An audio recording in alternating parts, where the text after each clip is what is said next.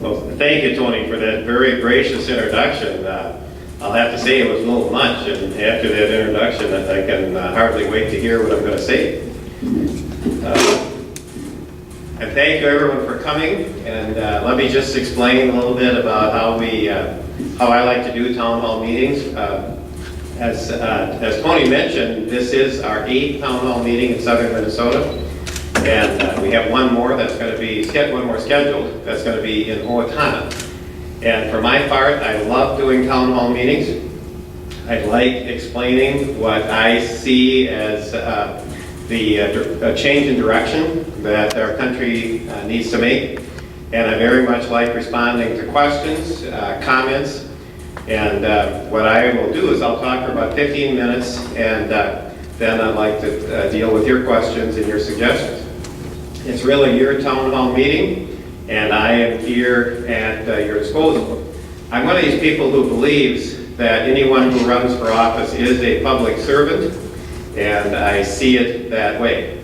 So I am here to serve you, but you have a right to know what I have in mind. Okay?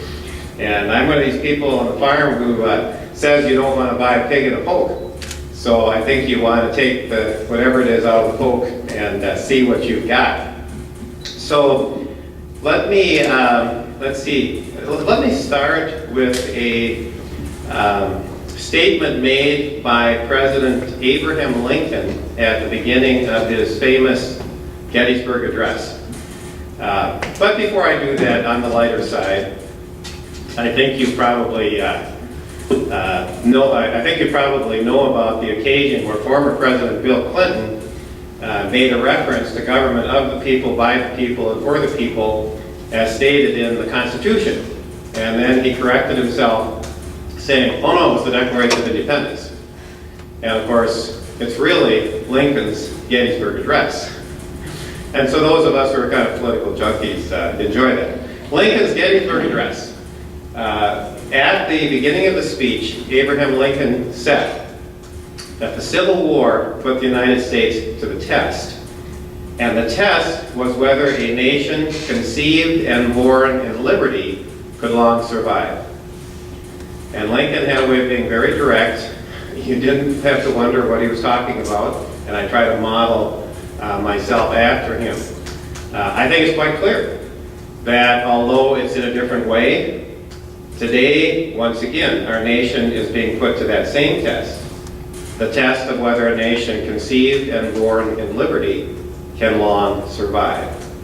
Because I think it's quite clear that the free nation that most of us were born into, maybe all of us were born into, is threatened by what is happening.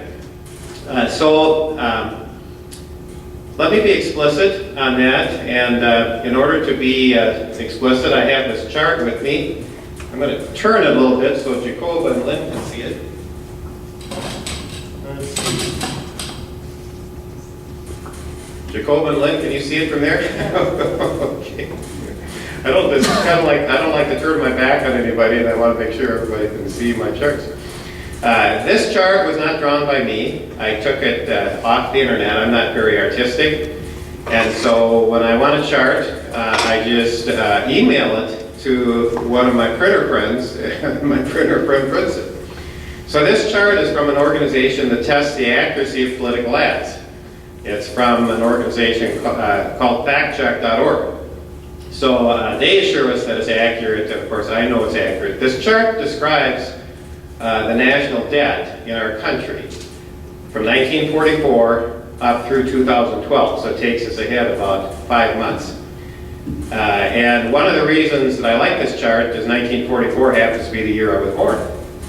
And I know I shouldn't say that because somebody sooner or later is going to say, well, gee, I kind of see, what's happened to our country, Quist, since you hit the scene. And I think maybe that tells us something. But anyway, it goes back to 1944. And the direction of the debt is quite obvious. So where are we? I think you know that the debt today is greater than our annual gross domestic product. And we exceeded our GDP on August 11th, or was it August 3rd? August 3rd of 2011. So we are approaching the 1-year anniversary of the debt exceeding all of our production for a year. Other significant facts, and I want you to know I'm a numbers guy, and I know there are at least 2 farmers in the audience, and every farmer is a numbers guy. And one of the things I observed is that a generation ago, the seed companies used to give us jackets and hats. Today they give us calculators, right? You farm with numbers. I mean, I do, you do. So I'm a numbers guy. Right now, the interest on the national debt consumes 20 cents out of every dollar the federal government collects. So when you send in your income tax, think about that. 20 cents out of every dollar is going to pay interest. Back on the farm where I come from, we call that money down a rat hole because we get nothing back from that 20 cents. Now, given the current trends, if this trend doesn't change, in about 3 years, interest on the national debt is going to exceed all our spending on national defense. Why is that significant? Well, the federal government and our Constitution was formed for the purpose of national defense. So the primary purpose for which the federal government was formed is now taking second fiddle to interest on the national debt. What we are looking at here is extraordinary irresponsibility. Extraordinary irresponsibility. This is banana republic type governing. I wish I were exaggerating. Okay, I wish I were exaggerating. I am not. That is how irresponsible this is. Now, other hard numbers. If this trend continues, in 5 years, our debt to GDP ratio equals what Greece was a year ago when it essentially went into default. So I say it is obvious we need to change direction big time. Let me add to that on a personal note, as I was mentioning to a couple of you earlier, when I'm in parades, I don't walk down the center of the street unless I have to catch up, which once in a while I do. I always go to the curb and shake people's hands and talk to them. My introduction is always the same, and it is this. I say, hi, I'm Al Quist, candidate for 1st District Congress. I'm the guy that wants to balance the budget and do so in 5 years or less. I have probably introduced myself to well over 1,000 people that way, maybe 2,000, I don't know, 22 parades, this is all I do, I don't come. I have yet to get one negative response. Republicans, independents, libertarians, Democrats, non-political people, I have not gotten yet one negative response. Why? Because it is so obvious that this is what we need to do. And yet, at the same time, if you watch the Republican presidential candidate debates, as I didn't catch them all, but I caught quite a few. If you watch them, you know that this subject of the national debt rarely came up. And if it did, it only came up in passing. There was never any major attention to this issue. So the political pundits, the pros in D.C., don't talk about this in particular.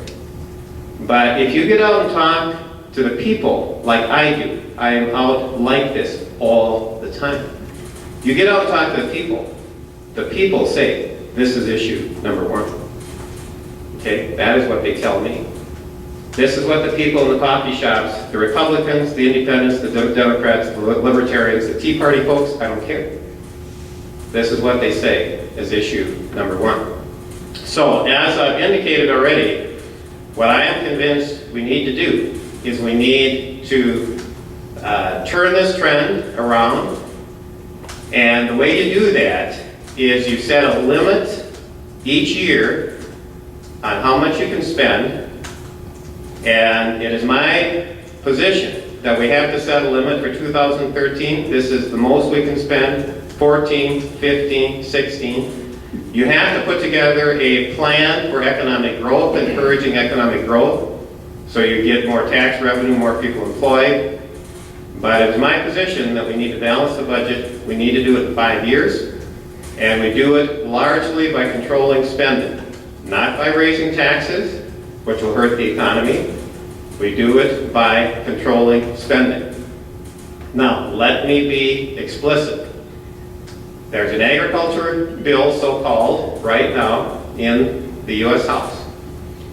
When I say so-called, I am, what should I say, just being accurate, because this bill is almost 80% of the spending. It's almost 80% for food stamps.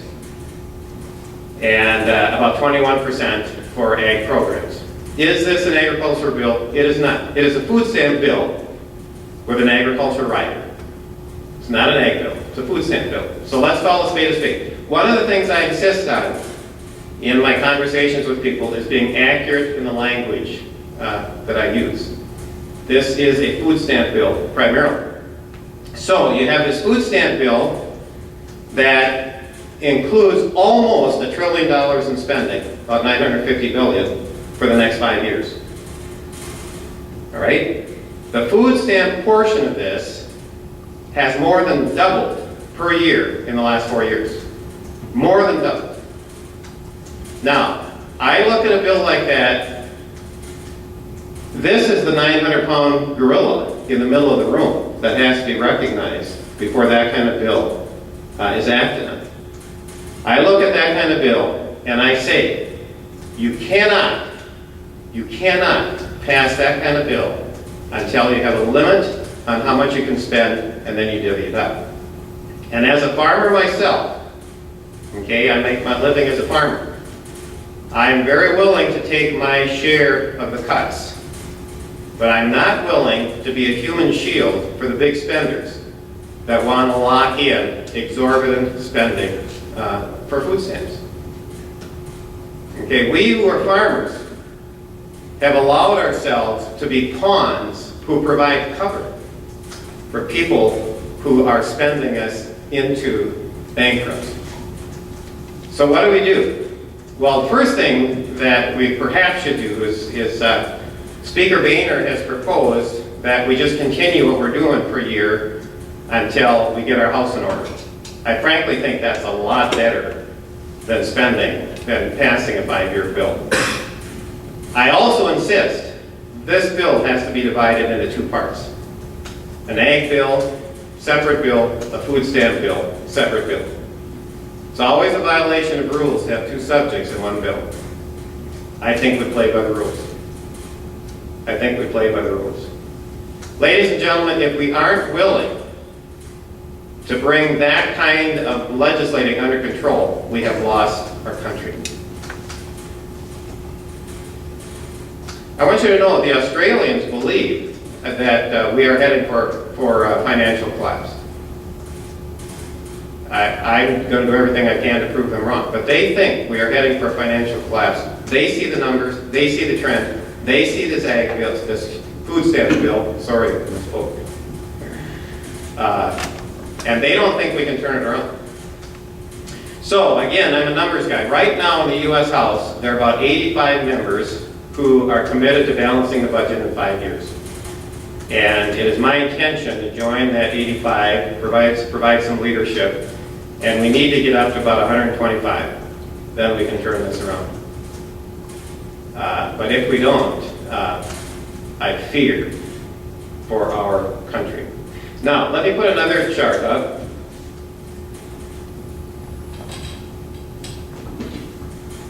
Because this rounds out the picture. I have to make sure this isn't upside down. Nope, it's not upside down. And Lynn and Jacoby, you can see it. Okay. I don't know how I got positioned this way. I have to look past my chart to see Jacob over there. This chart pictures the growth in the federal government, which is the top line, from 1970, compared to the growth in personal income, which is the bottom line, and is very significant because the growth in personal income is approximately, and actually this only goes to 2008, let's take it out to 2012. The growth in personal income over that time is 28%.